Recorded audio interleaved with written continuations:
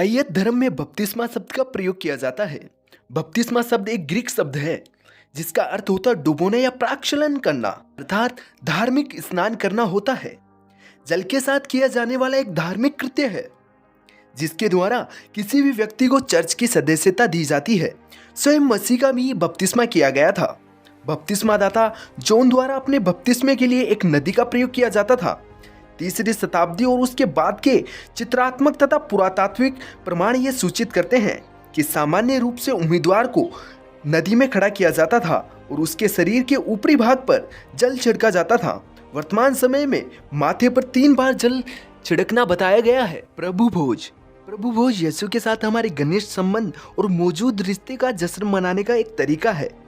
क्रूस से पहले अंतिम रात्रि भोजन का विवरण देते हुए यीशु ने अपने चेलों के साथ भोजन किया था। हर एक यीशु द्वारा धन्यवाद देना अथवा रोटी और कटोरे को आशीष करने और ये कहते हुए उसके चेलों को देने का वर्णन किया है कि रोटी उसकी देह में नई वाचा है।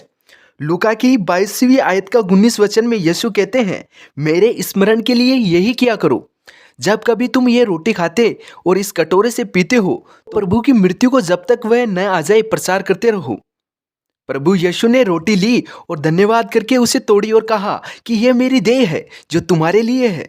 मुझे याद करने के लिए यही किया करो। इस रीति से उसने ब्यारे के पीछे कटोरा भी लिया और कहा, यह कटोरा मेरे लहू में नई वाचा है। जब तक पियो मुझे स्मरण किया करो। इस मासिक प्रतिभोज को प्रत्येक रविवार को किया जाना चाहिए, या संभव ना हो तो माह के प्रथम रविवार को किया जाना चाहिए। याद रहे, जिन्होंने बपतिस्मा ना लिया हो उनको इस प्रभु भोज में शामिल नहीं होना चाहिए।